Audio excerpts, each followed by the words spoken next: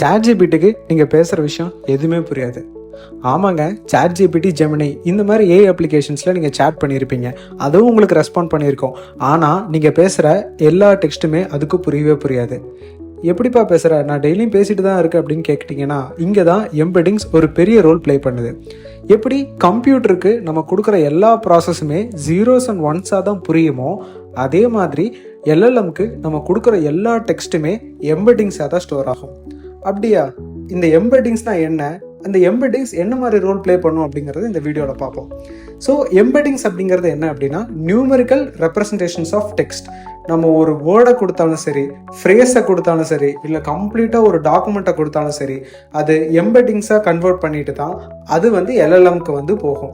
So இந்த எம்பெடிங்ஸை யார் convert பண்ணும் அப்படின்னா, எம்பெடிங் மாடல் அப்படின்ற ஒரு காம்பனன்ட் இருக்கும். இந்த எம்பெடிங் மாடல்ஸ் தான் கொடுக்குற டெக்ஸ்ட்டை எம்பெடிங்ஸாக கன்வெர்ட் பண்ணுது. டெக்ஸ்ட் மட்டும்தான் எம்பெடிங்ஸாக கன்வெர்ட் ஆகும்னா கிடையாது. நீங்கள் கொடுக்குற டெக்ஸ்ட்டு, இமேஜு, வீடியோ, ஆடியோ எல்லாமே எம்பெடிங்ஸாக தான் கன்வெர்ட் ஆகும். எம்பெடிங்ஸை பற்றி பார்த்துட்டோம். அடுத்து வெக்டர்ஸ் அண்ட் வெக்டர் டேட்டாபேஸ் பற்றி நெக்ஸ்ட் வீடியோவில் பார்ப்போம். ஜென்ரேட்டிவ் ஏஐ டாபிக்ஸ் பற்றி தெரிஞ்சுக்க ஃபாலோ பண்ணுங்கள். தேங்க்யூ.